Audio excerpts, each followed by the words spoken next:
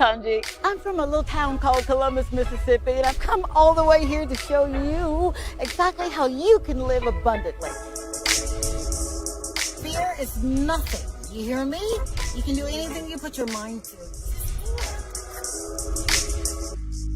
I'm your girl, Talk to Tongie. We're gonna do life together.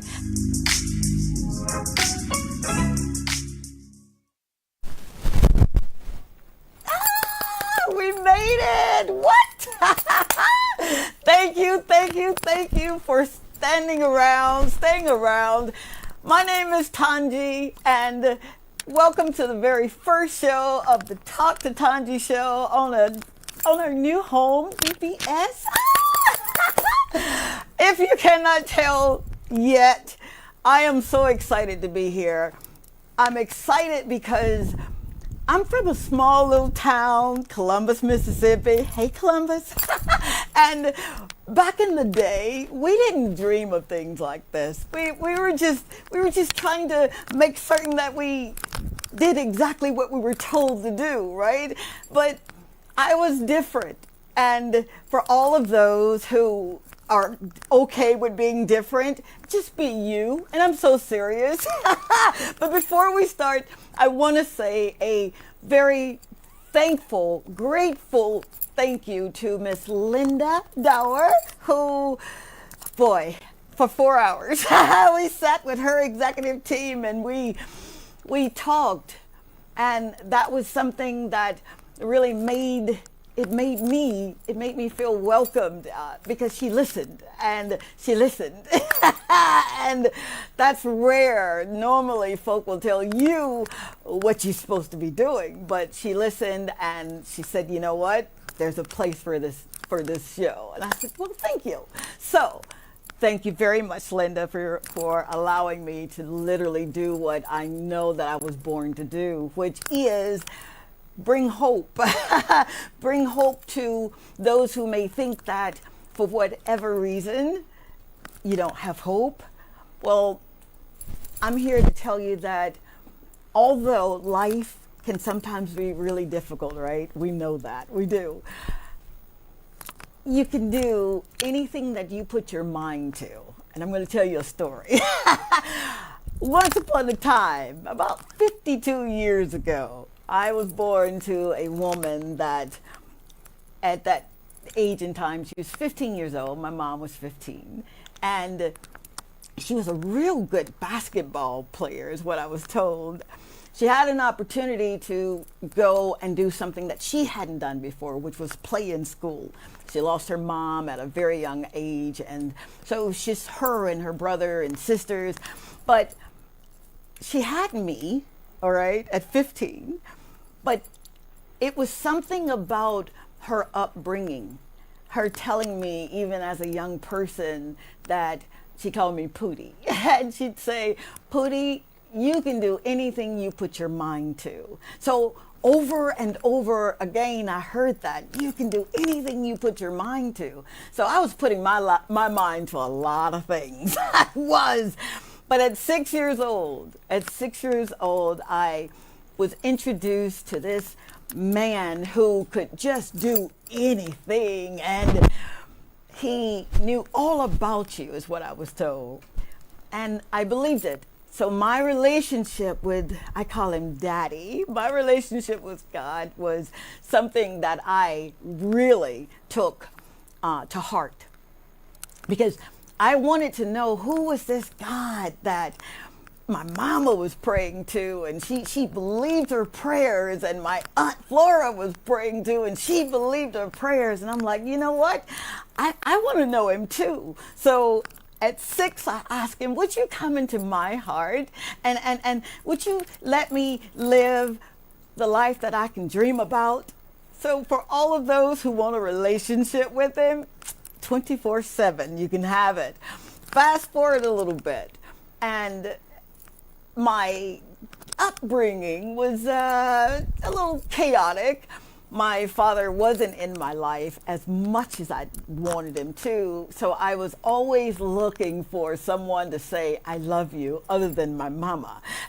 And it's something about little girls needing their daddies So I wanted to be a daddy's girl, and my relationship with Christ allowed me to be a daddy's girl, right?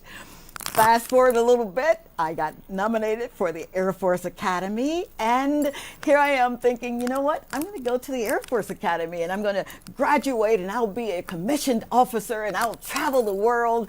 And then I get pregnant. Oops. Did I say that?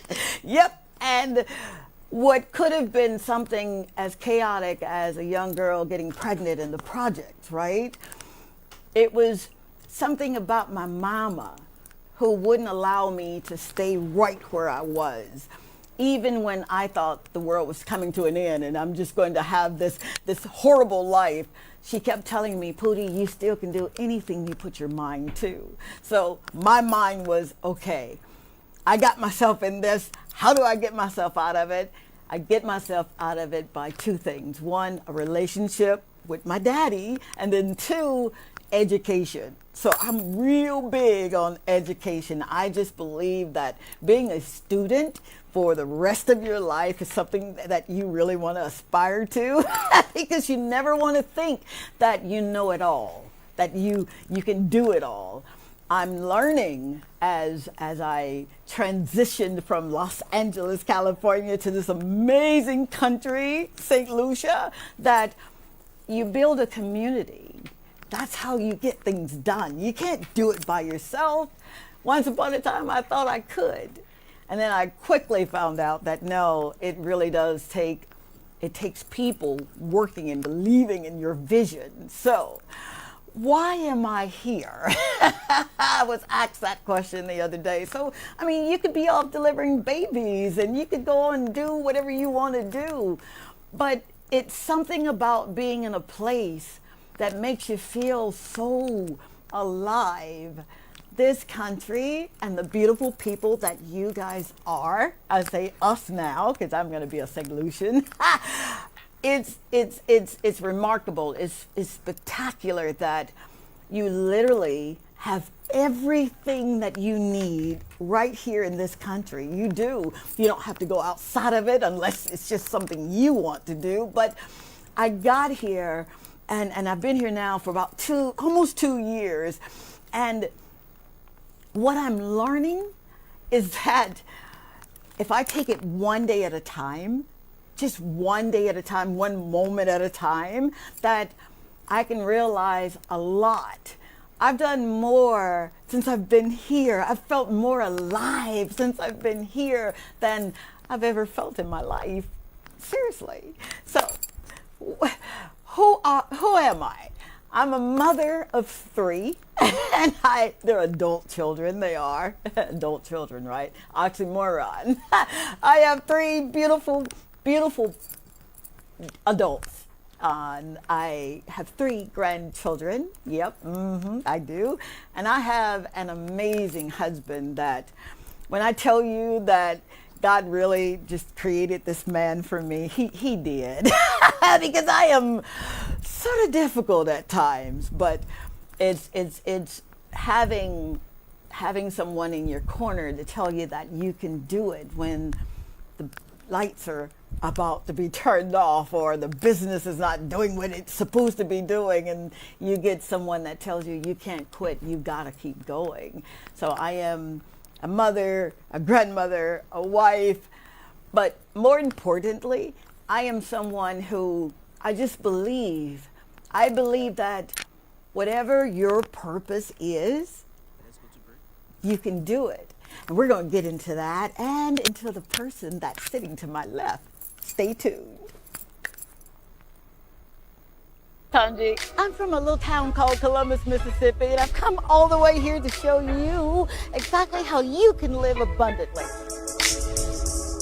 Fear is nothing. You hear me? You can do anything you put your mind to. I'm your girl, Talk to Tongie. We're going to do life together.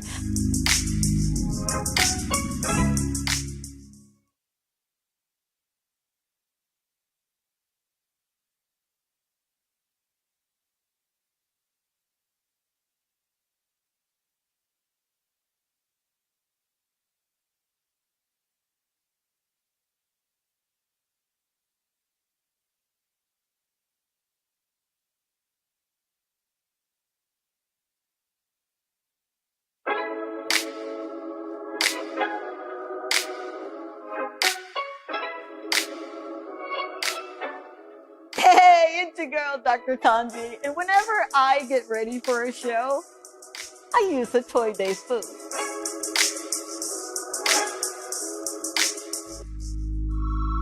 A Toy Day food is a proud sponsor of the Dr. Tongie Show and Talk to Tongie.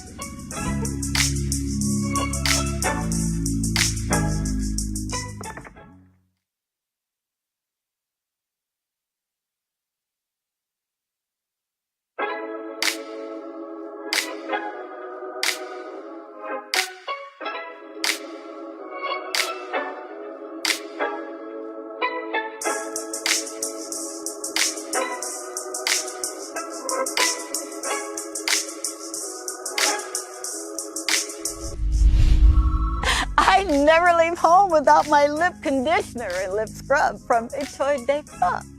It's perfect for this kind of weather and any activity. I'm Dr. Tongie from the Dr. Tongie Show and Dr. Tongie, and I endorse this product.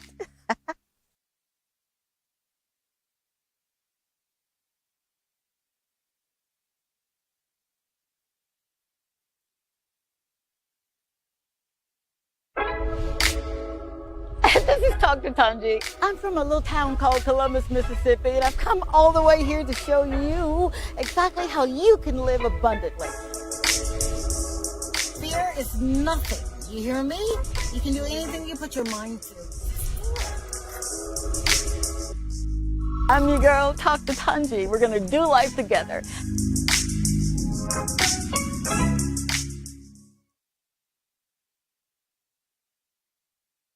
Thank you so very much for staying tuned, all right?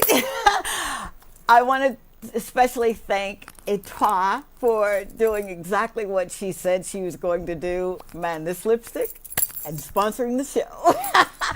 You know, when you are in the presence of greatness and you know you are, it's something about honoring people that have gone before you, people that are doing exactly what they love to do. And I get excited around folk that are living from the inside out.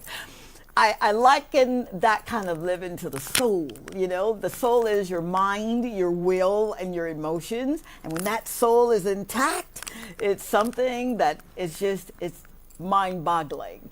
So I've got a lady that I was introduced to when I came and met with the executive team here. And it was something about her. I just kept staring at her thinking, man, I feel a connection with this woman. And she was so kind and she was smiling and she was inviting. And I'm like, yeah, lady, I'm going to have you on my show.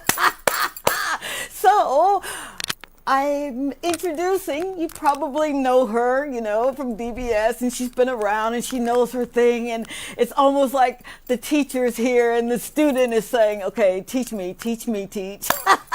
So without further ado, welcome to the show, our very first guest, Miss Lissa.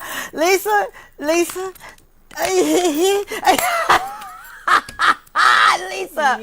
oh my God, forgive me, please. Absolutely, I'm going to forgive you because you have set me up, and I'm like, whom is she talking about? Yeah. I'm still trying to figure Oh out my God. exactly who's introducing here. But we're just gonna have a conversation. we are going to have a conversation. We're gonna get We're going into to have it. a good time. Absolutely, And we are. I call her Doc. Oh, And Doc is right. We had an instant connection. Yeah, we And did. I had a connection with you even before. Don't you dare you do that. coming, stepping I'm not crying into today, our nope. executive room. But absolutely, and I think you are right on a point, Doc, that when souls are indeed with good intent, Yes, ma'am. and when souls are also at peace with their purpose, Aye. absolutely, souls align, I like that. missions align. They do. And so we are, on behalf of DBS, let me just say thank you so much for believing that we can help you, Thank you. and take your message further and to Wow. where you've started, that we Yeah. can absolutely continue Thank you with very you much. on what your purpose Thank is. you. So just from the executive team and all of the staff, let me just say thank you so much for believing in us Thank as you well. so very much. Yes. Wow, mutually exclusive here. You're talking about reputation, right? Your reputation preceded you. I didn't do any homework. You know how you just kind of, talking, I'm DBS, blah, blah, blah. And this woman who's very well known on this island, and they've built everything just about. She says, is she still with Linda? And I said, yes, ma'am, she is. She says, oh, she's so kind. And I'm thinking, wow. Yep, she sure is. Oh, and so smart and so intelligent. That's you. Well, thank you very much for that. It has taken years to really cultivate everything that I am professionally. I got you. Certainly everything I am on the personal level, I give that to family. Amen.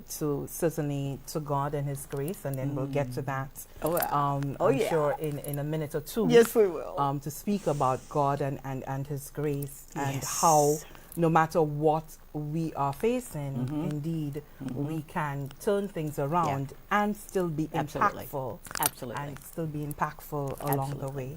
Absolutely. I like that. See? You see? I told you. You see? So who's going to start this conversation? You want me to start or you start? No, you go. Okay, It's I can your start? show.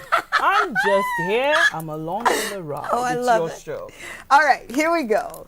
I am really keen on building. And when you're building something, I like to build from scratch. I've been in business. I started my very first company at 25 years old. I was diagnosed with cancer in 1992. Can you imagine 3 children, all under the age of 10 years old? And after this thing with cancer, I knew that I didn't want to go back to a 9 to 5. So here I am praying, Lord God, would you give me an idea? Because when you want an idea, you don't ask for a good idea, you ask for a God idea. I had to learn that. So I asked for this God idea, and He gives me an idea for a nanny service. I'm thinking, Daddy, we black folk don't have nanny services. We are the nanny. And we laughed. And He still gave me the idea. And the name, Me and My Nana, is poignant for us. It means so very much because that is what my children called my mother, Nana. And it was their comfort, their security. So I'm thinking, okay, we'll do a Me and My Nana. So we had this nanny service going on. And what I learned in that, when you launch something and you're thinking, oh boy, what am I doing here? Is that everyone that comes into your life in those moments really do serve a purpose. They carry capacity. They have that capacity for ability, and they've got everything that you need. And you really need folk when you're going into business. You do. You can't do it yourself. And I'm getting to this because not only are you a well-respected person on this island, okay, in this country, you are, okay, but you've got what I call the spirit of leadership. And I was taught that. I was taught that by the late, great Dr. Miles Monroe. I mean, it doesn't get any better than that when you're talking kingdom and kingdom principles. So your spirit is one where you're saying, yes, I know what I know. Yep, I've got all of the accolades and everything, the titles, but it's when you're carrying the spirit of leadership, you humble yourself. And it's not that you're less than, all right, because you know your potential, you know your capabilities and what you can do, but you hold another person's ladder. So would you just kind of talk on what does that mean to you when you're serving? You serve with your gifts, your talent, your skill set, but you're serving with your heart too. I like that you've came up with this because okay. And it does encapsulate who I am really, because I started from the school level, and I understood during my days of student leadership. Okay. So I got involved in what we call the National Youth Council. I was Okay. on the student council throughout my secondary school Wow. years and Okay. tertiary, and then moved on to the National Youth Council, which is the big umbrella body, and served on the executive for something like 2 to 3 years. Wow. So I understood from very early the importance of being able Yep. to be that sort of foundational rock for others. Gotcha. Gotcha. Representation Mm-hmm. of those who may be not as capable as I Gotcha. am to represent themselves. Absolutely. in that Absolutely. respect. Okay. So that started from there, and as I grew and I chose my path and came into journalism, that became more important to me. Aye. Being able to tell the stories Okay. of individuals who are less in terms of social class, the For most sure. vulnerable individuals, For sure. children, very, Yeah. very close to my heart. Yeah. And for me, advocating for social change, advocating for individuals to have better opportunities. Okay. These things are For sure. important to me. Okay. And what is more within my control is how I interact with people within my circle as well. Because that's the true test See. of anything. Absolutely. Because we can all pontificate about how Yep. good we Yep. are as individuals, but the true test Yeah. is within that circle. You better believe it. So for me, it has always been less than what I can derive from something as opposed to what can I give to others. Wow. So not a wealthy girl. Wow. But what I can do, as you indicated earlier, pass on what I've learned. So Yeah. along the way, Yeah. other individuals have helped me. Wow. Along the way, something was seen in me, and I want to mention Pete and Val, because if we're speaking about the journalism now, For sure. Pete and Val, whom I refer to as my journalistic God. I know I shouldn't really Yeah, put God for in sure, that, but for sure. certainly he's very much, the sort of mentor, Okay. my go-to in figured teenage girl. Okay. And we could all speak to that as women. We have all Absolutely. sorts of insecurities, but I've Absolutely. always been this full-figured Gotcha. girl as long as I've known myself. At school, I always had to do more to Wow. prove that I am capable of being in a particular thing, activity, whatever it is that I wanted to do. I studied harder, Right. yeah, so that to make sure that I got my accolades and I got the recognition by doing and achieving. Okay. I had friends who could get by on their looks, and that's great. But in order for me to be able to have a circle of friends, I had to bring something to the table. Oh, come on. So that taught me that no matter what, it is me. Gotcha. It have to rely on me. No one else is going to come to my rescue. That's not going to happen. So just being so self-aware, Okay. and I live in a state of self-awareness. I know that's something we could talk to For sure. later For on sure. as well. Absolutely. Not everyone lives in a state of self-awareness, but I've had this from a very, very early age. Okay. And because I'm aware and very conscious about what my experience was and the impact that it had on me, I was determined to lend a hand to others. There are many who have come through the doors of DBS television, Okay. and I have assisted, I have trained, I have passed on, skills too, sure. and I'm sure they're probably sitting at home and they're smiling. Yeah. They are spread across, through the Caribbean. They're up in the U.S. Many of them are still here at home, and we do talk quite often.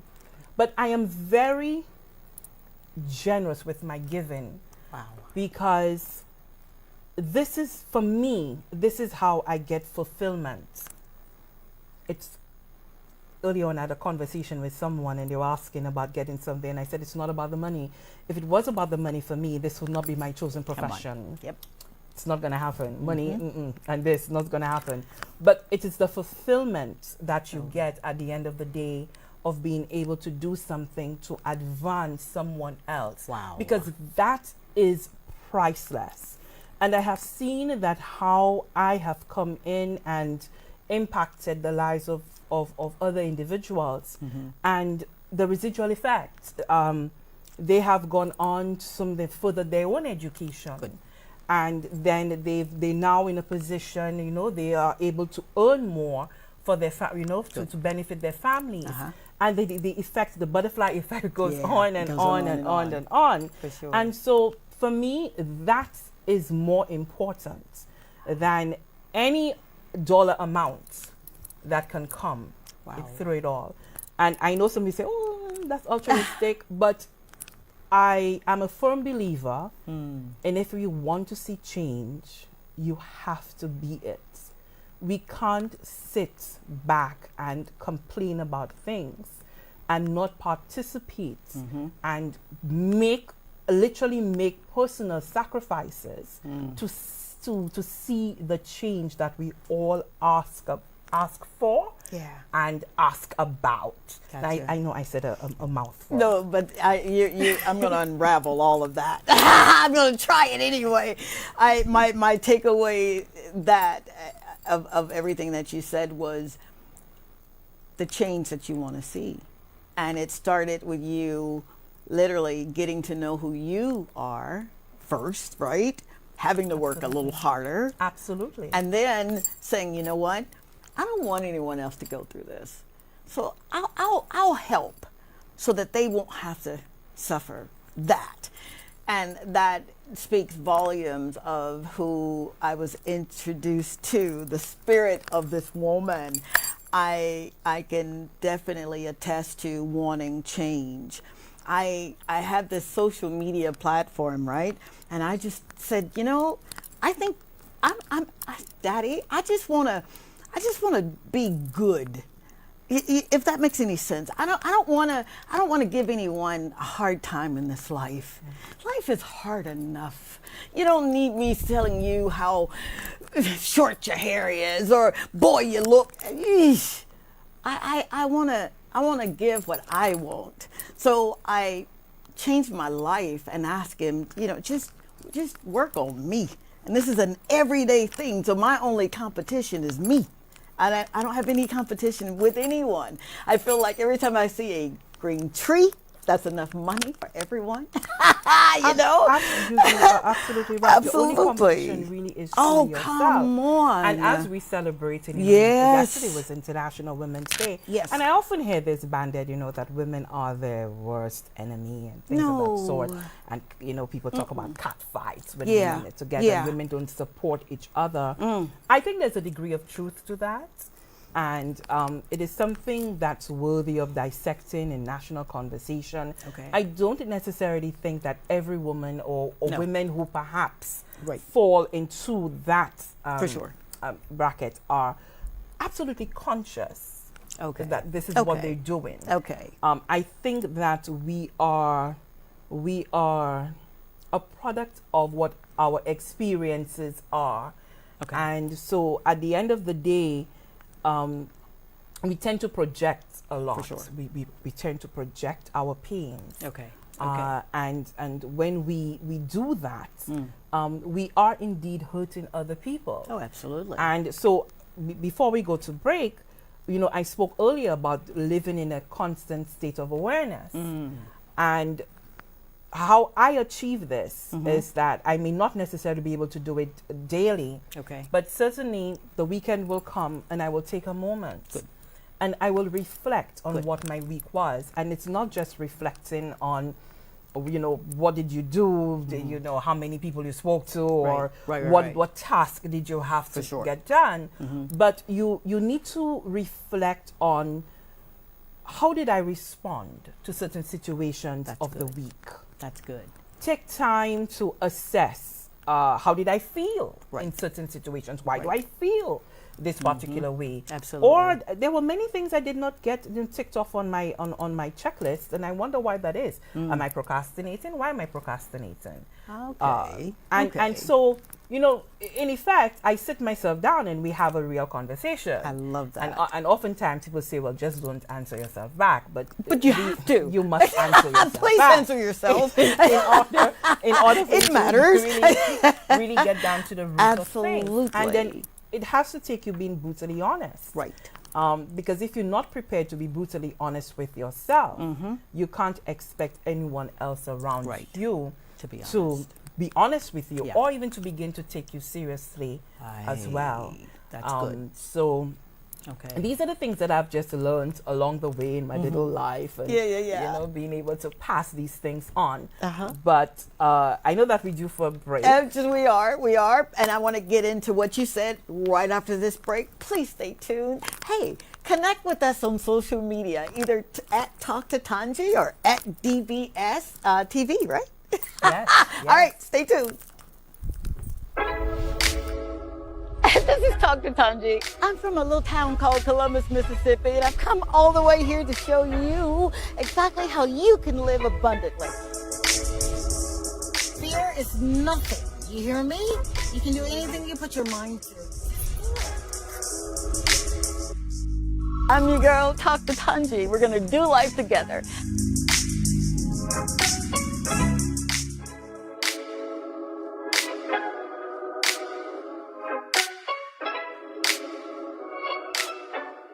Hey, it's your girl, Dr. Tongie. And whenever I get ready for a show, I use a Toy Day food.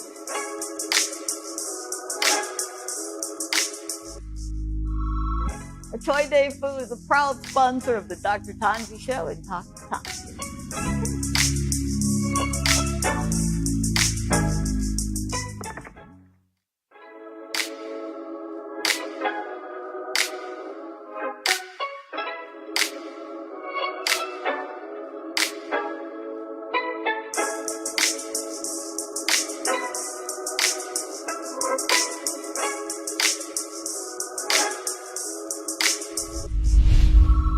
I never leave home without my lip conditioner and lip scrub from Toy Day Club. It's perfect for this kind of weather and any activity. I'm Dr. Tongie from the Dr. Tongie Show and Dr. Tongie, and I endorse this product.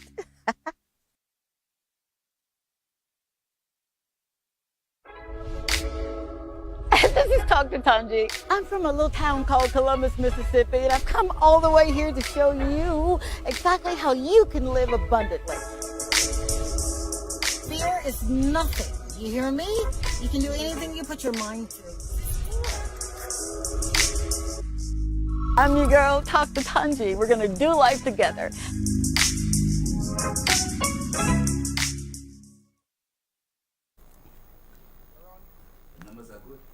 All right, we're back. Thank you so very much for hanging out with Talk to Tongie, my very first show. I'm really excited. You can't see the cartwheels that I'm doing, but I am like a little kid. All right, so I've got an in-house personality who just does things the way she does things, and she does them so well. Miss Lissa Joseph, my very first guest.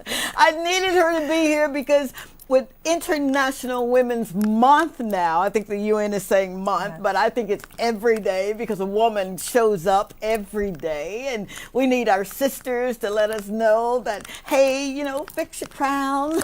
If you're getting upset, turn that frown upside down. So with that being said, we were talking about literally living a life that matters, right?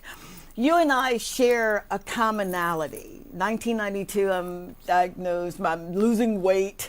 There's this pill called Dexatrim, and I thought that I could take these pills and get real skinny, and then I got too skinny. My mom called up. I was married to my very first husband, God rest his soul. I'm going to tell you the backdrop on that story, too. It's good. Hi, Doris. His wife and I are really good friends. How about that? I know, right? So, and here I am going through this thing, and it's cancer, and I'm angry. Oh man, I didn't know the difference between mad and angry. Now I know you don't get mad, you get angry, right? I was mad, and I'm thinking, but but Daddy, I'm taking my children to church every Wednesday night and BTU on Sunday evenings, and we're going to church, and but I call on your name, and I teach them your ways, and I got cancer? So imagine, if you will, at 22 years old, I was diagnosed in 22, went through radiation therapy in 94, and then sitting at my desk one day, I was a case manager over in West Point, Mississippi, and I hear a voice say, "Your faith has healed you." And I'm thinking, oh, so you know me, I before I was saved and sanctified, I used to have a tongue on me. He will do things in your life. And I'm running to the office saying, yes, because I believed it. I took him at his word. My scripture of choice was 1 Peter 2:24, you know, or Isaiah 53:5. And I didn't want to go through it, Lisa. I just did not, because that was a scary time. And my thing was, you heal me from this, and I'm gonna live. I'm going to live. So now every day I'm intentional. I'm intentional with my prayers. I'm intentional with my hellos. How are you? I just believe that you have no idea where people are or what they're going through, and you're being nasty just one time, thinking, well, I'll just get it right tomorrow. What if tomorrow doesn't come? Not for you, but for that person that you were nasty to, you know? So I don't, you know, someone says, well, you're trying to be perfect. Yes, I am, because that Hebrew word means mature in everything that I say and everything that I do. So I gotta be intentional. You are living your life and it's golden. And you go to the doctor. And how did you get there? If only it were that I know. easy. I know. And if I know. only For it the sake of happened time, right? as simply Yeah. as just a doctor's visit. But for me, that was not the experience. Mm. I mean, you know, these stories can get very, sure. very long, but I'm For going sure. to try to Yes, ma'am. compact it as possible. So I mentioned earlier Okay. that, you know, always, you know, heavy set, full-figured girl. Okay. And I did not know then, and certainly I suppose it was an evolving, you know, medical term at the time, but certainly polycystic ovarian syndrome. Well, I suffered with that for years. Gotcha. And having difficulty with the menstrual cycle. So sure. there would be one time that I would, you know, just don't see my period for, you know, years. And I love it. Hey, who wouldn't love that? And I think I started experiencing that from, you know, I started my period at age 10. I could remember it clearly. I don't know what, my 10th birthday. Okay. And so, and by age 11, by age 12, I was already experiencing the skipping of periods and stuff. Yeah. Okay. So, and that's important for, you know, very because women and the reproductive health, we're not spending enough time talking about these things as women. Absolutely. And sometimes we treat the period as some sort of a dirty Bother. thing that we need to hide away from and all. But it is so important, and I've come to, you know, there's this thing that I say, period, please don't kill me. Yeah? Wow. Because this is what was happening to me. Okay. So with the polycystic ovarian syndrome, and as time went on, after years of not seeing that period, you find that I suddenly got a period, and the period just wouldn't stop. Wow. Wouldn't stop. It wouldn't stop. It wouldn't stop. So it would continue for months and months, and then of course there is not just the excessive bleeding. There's excessive blood clots, you know, and huge blood clots. Okay. And I'm sure women out there with PCOS, they probably, you know, can, or any of those cousin like conditions, the, you know, fibroids and so forth, they can attest to that. For sure. But of course, you know, I went to the gynecologist and, you know, got, you know, the meds and, you know, be able to stop the bleeding and so forth. But here's the thing. In my family, on the maternal side, at least that I know of, from my mom from my grandmother to my mom to my aunts, and even my sisters, we've all had issues with our Okay. periods, the womb, Okay. the productive. Yes, we've all had those issues. And there it came, then, I had an aunt who just died Oh, come on. young, I'm so sorry. age 54. And she just died within months of falling ill. Wow. And then we were told later on that it was uterine cancer. Okay. Now, oftentimes we would have exchanged notes on our, For sure. on what we were experiencing. And it clicked to me that, oh my, that I now need to be exceedingly vigilant. But as with anything else, as women, we tend to explain away things Yes, that we are do. happening to us. We do not take enough time to pause and say, hey, this is serious. Or we may complain about things and people are not really listening to us. That happens to us a lot. Oh, absolutely. And we have to be able to know how to push through those things. Right. So at the end of the day, following the death of my aunt, and of course, yes, I'm awakened, I'm stuff, but then I have the situation under control. But then all of a sudden I'm developing very, very terrible cramps Oh, jeez. when those periods. So the cramps are coming on, the doctor gives me stuff to alleviate the cramps because we're dealing with the symptoms at all times. Okay. Until it gets to a point where it's no longer just about the cramps, and then I'm seeing that. Well, you were losing weight, but I was on the opposite spectrum, and then I had a rising stomach, and constantly. Wow. And because I work so much, and because I, did not spend enough time taking care of myself and not eating properly because you're working and you're on the go. Right. Oh my God, this is gas. This is going gas because I'll take some gas meds. It will Okay. alleviate the symptoms and whatever. But by the time 2020 came around and the world was being struck with COVID-19, things for me, I was in my own crisis. Right. And at that time, I remember it quite vividly. At the time, I was employed with the Government Information Service, the GIS. It was a Tuesday. Okay. We had a parliament sitting. I was in that parliament Oh, wow. doing the broadcast. And as always, because I learned how to live with pain. That's another thing we do as women. Oh, we do. learn how to live with pain. Absolutely, and we just do. push through and get things done because other people are depending on us, Right. We can't take time for ourselves.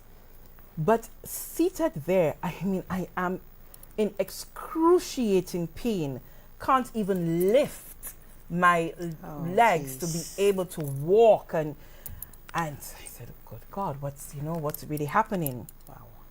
But then I had to leave in the house. It was the lunch break, getting back to the office and stuff.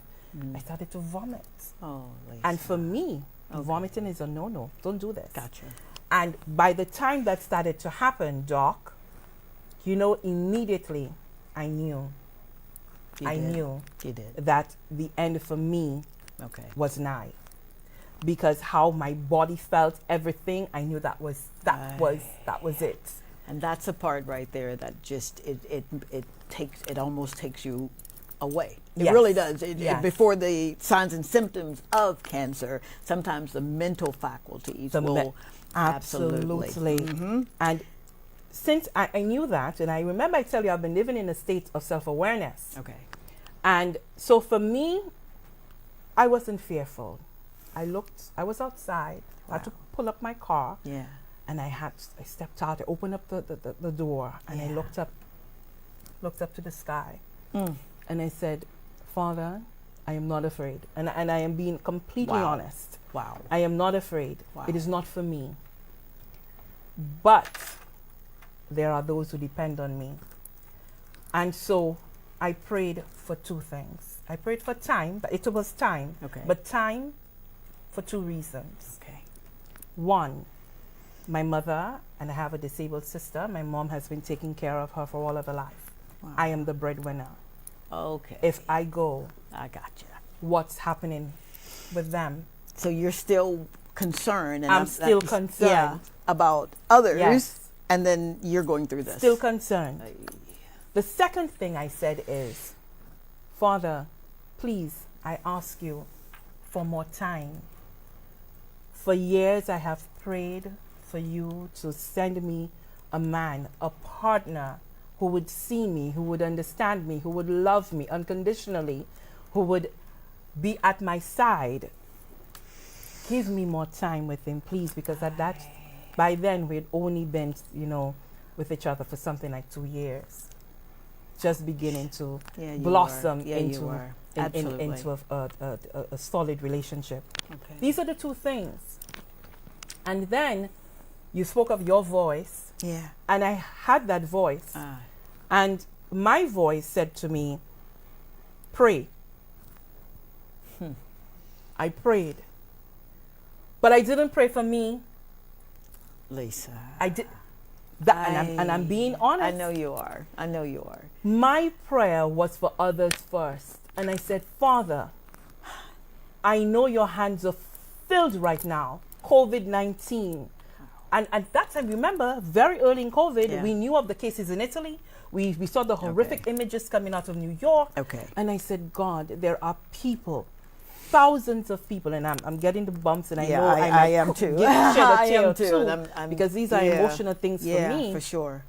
And I said, God, I know, and I pray for them. I pray for the souls that have gone before, that you will take them into your arms and give them the peace and love that they so deserve. Wow. I prayed for my mom. I prayed because I know how strong a bond the two of us have. And I prayed for him to give her the strength for her to be able to go through what I knew was coming. I prayed for my sister because, again, we just have each other, Yeah. And then it came to me that I needed to sing. And there's this song that, as a Catholic, I surrender. That was my song. That is what the Spirit sent to me. And that's what I sang. And I stayed there in the car, and I just belted it out through the pain, through the tears. Yeah. And I'm sorry I'm crying, but no. This is my story, and it is unreservedly my story. Yes. And I prayed for God to ease the pain for me at the side of that road. Then I found the strength. I called up my partner and I said, hey, you need to come for me because I can't drive anymore. And he had to leave work to come get me. Parked slumped over that car. And that was it. I went home. That was the Tuesday. By Thursday, I was just in bed, couldn't move at all, couldn't report for work. And by the Friday, fainted. Oh, jeez. I had simply lost consciousness at that point. And I knew I was drifted. And I can hear the panic of my mother, the panic of my sister, and they were trying to do everything they could. And then we just had to, hospital time, because I'm hard-headed, I'm very hard-headed. Going to the hospital for me, I still don't was do it. not really something that I wanted to do. Thank you, Junior.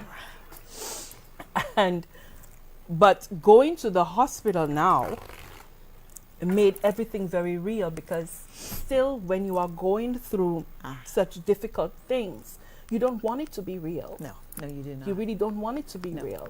And getting there made it very real. And everybody was trying to figure out what was happening with me, and my stomach had just ballooned. Really? Just absolutely ballooned. And so maybe the doctors were thinking bowel obstruction and all of those things. Absolutely. Yeah. But at the end of the day, to really get there, I know the doctors were scrambling, because all I heard them say is that she's sepsis. Got to move. And they were moving from Victoria Hospital. I can remember that. It was the day that they were now transitioning to the OKEU hospital. Okay. And so they had to pack me back into the ambulance and then to go up to OKEU, and I was the first surgery patient there. But I want to say how good God is and how he answered my prayers. Yeah. How he answered my prayers. Talk on that. So while, trying to diagnose, and that doesn't mean that our doctors don't know what they're doing, but and as a physician, you too would know that, because it's really about trying to find out, you try this, you try that, trying to differential see what's going on.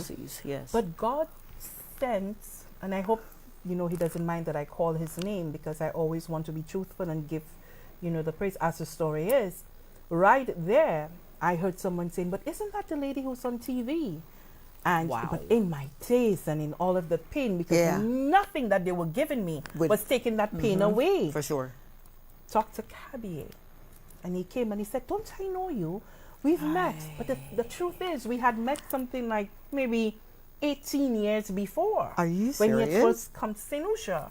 And we had met at another doctor's office where he was, they were doing some laser treatment stuff. And I had gone in again because of the PCOS and all of that. And then he said, but you have PCOS. He remembered. Oh, come on. Do you know how many patients, and how many years had gone by? And he remembered, and he said, you have PCOS. And I said, yes. And he said, don't worry. Oh, come on. Don't worry.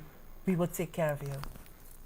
And that Prayer answered. Prayer answered. Was it. Wow. He said, I think I know what's going on. So in the end of it, after getting out of ICU and so forth, in the end, what was found, of course, my ovaries completely dead, completely destroyed. And they were twisting around the ligaments, so the contortion there happening. So that was causing the pain. And then I had a 20-pound tumor in there. So by the time we did biopsy and so forth, they found that there was stage 1 cancer. Oh, Lisa. Yeah? In both. So the cancer was in both of the ovaries. And then they said, you know what, you need to go in. You need to go back. You need to remove the womb, because chances are, metastasize. And again, I wrestled with it, because I got many, many voices will come at you when you're in crisis, because really and truly, everybody does really want to help. They do. But you must learn how to be still. Even in all of my crises, I knew how to be still. And something, you just block out everything that's going on around you. So my mother kept telling me, well, what are you deciding? Because time is of the essence. What are you deciding? And I'm like, Mom, I don't know. I will let you know. I will let you know. And one night, just around midnight, I got up. I said, okay. I knocked on her door, and I said, bedroom door, and I said, we are going to do the surgery. Wow. So you knew. And I calmly walked away, and I went to bed. And let me tell you, Doc, I slept. Had you been sleeping before? I slept. I slept it through. And by the time I went in and had everything removed, then the cancer, endometrium, stage 3. Oh, right there. Come on. Right there, endometrium. How dare you leave us hanging? I am so sorry. Right after this break, we're going to come back. Thank you so very much, Lisa and Priska, who's watching. They love you, Auntie. Okay. 470-534-2216. Thank you for your engagement. We'll be right back. This is Dr. Tongie. I'm from a little town called Columbus, Mississippi, and I've come all the way here to show you exactly how you can live abundantly. Fear is nothing. You hear me? You can do anything you put your mind to. I'm your girl, Dr. Tongie. We're going to do life together.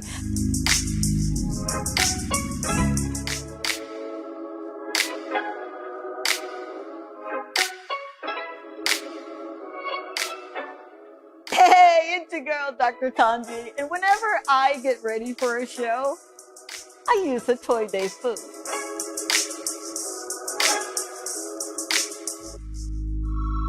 A Toy Day Food is a proud sponsor of the Dr. Tongie Show and Talk to Tongie.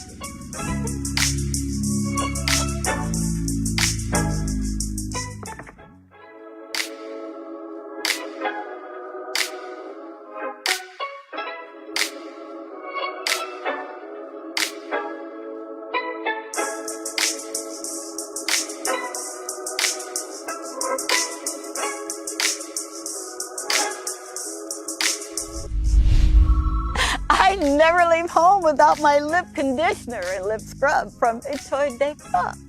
It's perfect for this kind of weather and any activity.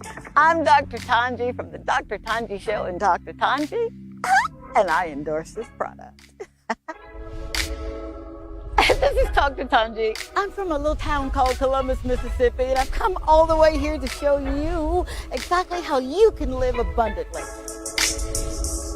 Fear is nothing. You hear me? You can do anything you put your mind to. I'm your girl, Dr. Tongie. We're gonna do life together.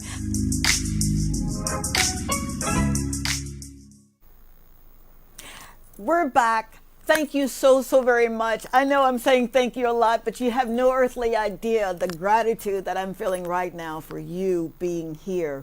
Thank you for your engagement. 470-534-2216. If you have a testimony or you just want to say something about what you've gone through, that is what this show is about. And we were talking to Miss Lissa Joseph. I got it right. And to hear you say what you've gone through, and I believe that this is the first time that, well, the nation now knows that we, as strong as we are, we're only as strong as the friend that holds our ladder. Going through cancer is one of the most devastating. It is. I was 22 years old. I had 3 children, and they were all under the age of 10 years old. My prayer was, please don't let me die. Can I just see them like grow up? Because I didn't want them to be separated. And that was just too much for one little lady, my mama, to take care of 3 kids. So my thing was just, if you would, I'm bartering here now, if you would just let me have a little bit more time so that I can watch him grow. And not only did he extend my life, that was 30 years ago, 31 years this year. Lissa, it's one of those things you'll never forget, even though you know you're healed, right? How can you go back? And this is just a proverbial question. How can you go back to living a life if you were afraid when you go through something like this? How can you go back to getting up and just having a bad day just because you're having a bad day? Someone didn't speak to you, or the barista got your coffee wrong, or, just the nuances when you're dealing with something that man didn't give to you. You see? Absolutely, Doc. You're right. Man did not give me this life. No. And I know that now more than ever, that point resonates with me. And I am more concerned now with doing the right thing. There you go. I am more concerned about doing the right thing than being right. Because people love, when I want to be right. Yeah, in an argument, I need to win it. How dare you put that? You know it's almost time for us to go. How dare you do that? Oh, that's unpackable. But I am less concerned with that. And I'm more concerned about making sure that the environment that I am in is right. And when I say right, I'm unreservedly right with my Creator. There you go. That's important. I am not going to be part of something that I feel is not holding on to the principles of what I know the Lord has prescribed for us. I am not sanctimonious or anything. I'm not, as we say in Senusha Potole Eglise or anything of that sort. Okay. I know that there are things that God calls upon us to do. Yes. And because it's almost like an exchange. I see it as an exchange. He has granted to me, and I continue to pray, because although going through the chemotherapy, for sure, I have not done the radiation, because that's a whole other story, for sure, and that we could get in some other time. Okay. But it's almost as if we've had an exchange done. I'm doing this for you. What are you going to do for me? I know people say God doesn't ask you for anything in return. Yes, He does. That's my viewpoint. He does. That's my viewpoint. Don't When you're ask me to relational. quote any Bible There you verse go. for you, There you go. to prove it. I can't, but I can tell you Yeah. is what I have lived and what I know. Because even before falling so deathly ill, one day I stayed there and I said, I was speaking to my partner, I said, it just blurted out. If we do everything that God wants us to do, He will take care of us.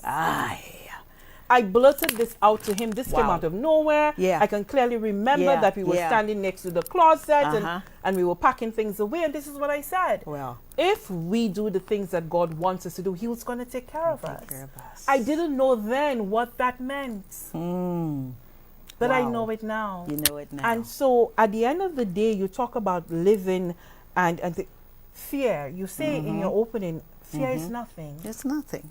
It really it is nothing. But you have to live through it. But you have to. You have to live through the fear in Yes, you order do. for you to know, to reduce it Absolutely. to nothing. Absolutely. You have to face it head on. That's and it. when you do, nothing anyone does to you doesn't faze you.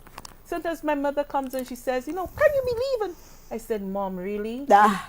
And she's probably laughing now because this is what I say in my household. In the scheme of things, where does that rank? And that's what I do because we're human. Yeah, we when I are. feel the day is not going as I planned it out to be, and when stuff happens, I pause and I say, hey, really, Lissa, in the scheme of things, where does that fall? What was that about? Can I have that? That's going to be mine now, okay? Gladly. You I can like- have that. And then living intentionally, because I know our time is getting shorter. Absolutely. Living intentionally, Doc, you're so right. Yeah. Because no more, and I want to speak to me, no more can I simply get up and just think that I'm in control of everything. No, ma'am. No. I have 10 people that I need to interview and I'm going to go get it done and I'm going to do this and I'm going to write a great story. More than ever, I know I used to rely on God before, but more than ever, I know exactly where my source of power You better is. believe it, baby. And you have to be prepared for that to be unshaken. That's why I say I'm more concerned about doing the right thing. Yeah. And so for me, I don't sweat the small stuff. People want to say whatever they want to say. They want to presume what they want to presume about my life. Whatever it is, does not worry me. I am living with the biggest pain that a woman can ever live with. I know. I am never going know. to bear children. I know. And maybe I need to come back on your show because that's another thing, the power of the tongue. And I can remember at age 12, when I used to say, because I was living in a house with strong, independent women. Yeah. And I always would say, well, me, I don't want to be married and I don't want to have children. Well, guess what? I'm still not married, although God has given me a great partner. We're working our way into there. For sure. But I'm never going to have the kids. The tongue at age 12 spoke it. Ouch. Never going to have the kids. Wow. And while I was busy with my career and busy with, racking up my accomplishments, Right. I didn't really think that I wanted to be a mom. And I had all sorts of reasons why I didn't want to be a mom, being independent and all of that. There were so many reasons that I didn't want to. But once God spoke and He gave me what I prayed for, because I did pray for that partner, and that partner was given to me, then everything became clearer. Gotcha. And then I began to see my purpose as a woman. Not independent woman, but I got to see my purpose as a woman. There you go, baby. And that desire started bubbling in me. Yeah, there you go. And then take over. So I'm living with that. And I'm getting to learn how I can be just as effective as if I were a biological mom. So living intentionally, yes, there is power in that. Absolutely. No matter what you're going through. Absolutely.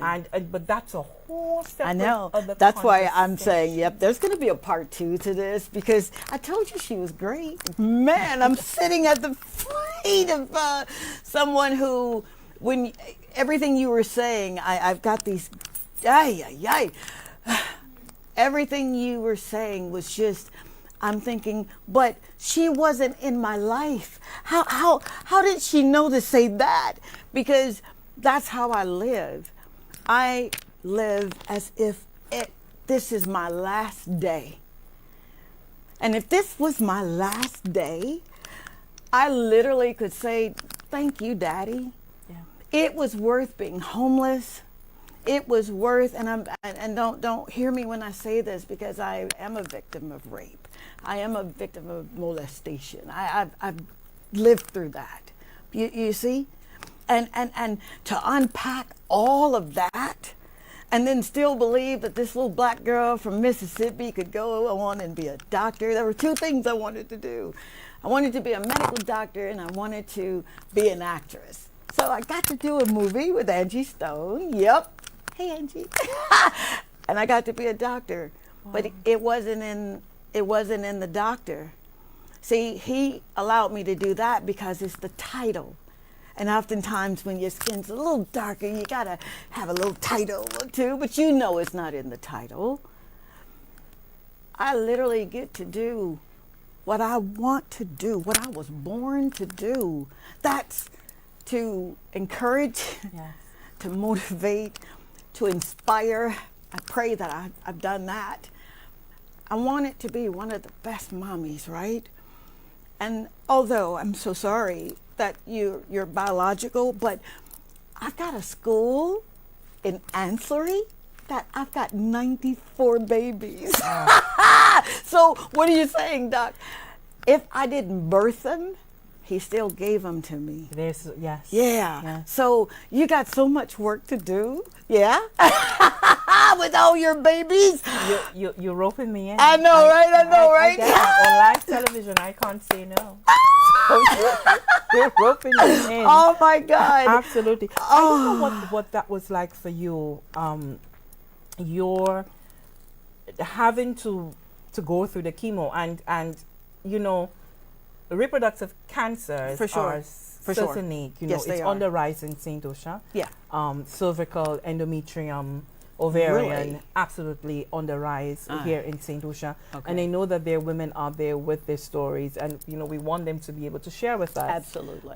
You know, could ask a question or two if you want that, make a comment. Mm-hmm. And our telephone line is 451-9788. That's 451-9788. So you can give us a call so that we can, you know, chit chat. There's also the WhatsApp line as well. I can see that it's on screen at the moment. Mm-hmm. But what was your experience like going through chemo? That was back in '92, and I know that there have been some advancements with chemo since then. I was actually radiation. Chemotherapy. Mm-hmm. You did radiation. I did radiation therapy. Okay. I had thyroid cancer that had metastasized to my vocal cords. Ooh. I know, right?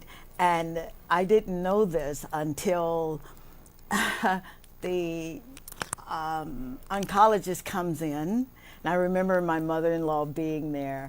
Maddie Jordan, I hope you're watching, because I love you so, so very much. And she's a dear, dear friend of mine and a grandmother. But I remember the doctor coming in and saying, yes, it was cancer. Yes, it did spread, but we got it. And I remember my mother-in-law being there, and my Aunt Flora and my mom Annie being there. And it didn't dawn on me until after the fact, if that makes any sense. Yes, it because does. The night before, I'm literally thinking, you know, if God doesn't step in and heal me, then I didn't even want to go through the therapy. I didn't even want to go through the surgery because I was so religious. That's another story. We'll get to that the next show.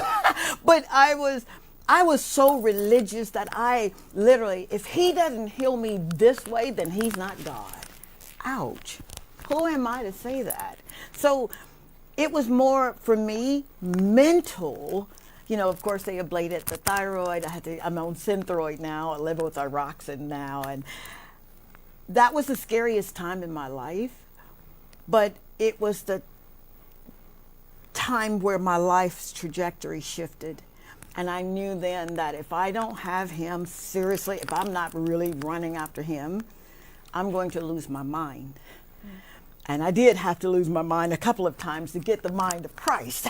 There's no way you can have a mind of yours and think you're going to do what you're supposed to be doing, because we're so great. We all are really great. We really are. Because he's great and we're his. So we're great. But now I get it. That living even the more now. I go out of my way when I see a police officer and say, thank you so very much for serving. I go out of my way when I see women that are doing their thing, and I want to encourage them, or see men that just want the opportunity. So, wow. We got a lot to talk about, don't we, lady? A lot to talk about. And we do. You mentioned that experience there, and I'm thinking, too, that there is a humbling that you go through. When you go through cancer, you have to really, almost like you detach yourself from yourself in order for you to be able to go through this, because you don't recognize yourself. No, you don't. No, you don't. I know that after my first chemo session, a few days after the first session, there I was, I just happened to just pass to run my, hands through my hair. Oh, I know about and that too. That clump stayed Mhm. right there. Yep, I know. And I froze for a moment, and then I'm like, okay, this is real. It's really happening. Yeah. And I had to make a choice of whether I am going through that door that's already open and I can't do nothing about it. I have to go through it in order to get to the other side. And I had to be tough. Because even when, again, as women, we are always thinking about others. Those who are close to us, those whom we love. And I couldn't give myself a slightest break to seem weak, vulnerable in the moment that I'm incapable of being able to go through it, because I have to think about my mother. Wow. How is she going to be able to withstand all of this? Even in that. It was a lot for her. So already having to care for me, because of course you are in that weakened state. And I couldn't, put that burden on her as well, of my emotional state. So had to toughen up to be able to go through all of it. And so at the end of the day, you won't recognize yourself. For sure. Physically, you're not recognizing yourself. Emotionally, all sorts of thoughts are going through your mind. And you have to get to that place where you're totally uncomfortable in order for you to shed that skin and get accustomed to this new birth that you're going through. I don't know how else to you're not getting off the hook like that. There will be a part 2. Can I just say thank you so very much for those who are engaging with us. Proud of you, ladies. 2 strong, phenomenal women. Thank you so very much. I have another one that says, great show tonight with Lissa. I hope many women who are in similar situations can get inspired by Lissa opening up to the public. Thank you. Thank you. I just want to say, as part of our little, promo there for part 2. Next time around, I want to, we will talk about how do you go through it, and going through cancer. It's like going through any other turbulent time. Absolutely. We can liken it to anything. There's certain skills that we survivors learn. And then, of course, there is that peril of not allowing yourself to dream. Now, that's in the dark. That's the dark of the back of the mind. You better believe it. These things, as survivors, we are constantly living in a state of dread. For sure we are. And then it's almost as if we stop hoping. Some of us stop dreaming. How do we begin to change that around? She's back here. She's back. Next time she's back. around, Absolutely. That's where I want to go. Wow. I don't know about you, but Thank you. I love you. I love you. I love I you. love you. Let's sing that to each other Wow. more, friend. Thank you so very much for being a part of my journey. This is our thing. We're doing life together. I am committed to living. So if I'm in your neighborhood and I've got this little guy that loves to carry his camera around, would you say hi? Thank you, Kendrick Williams. I love you so very much. Thank you, Linda. Thank you, Lisa.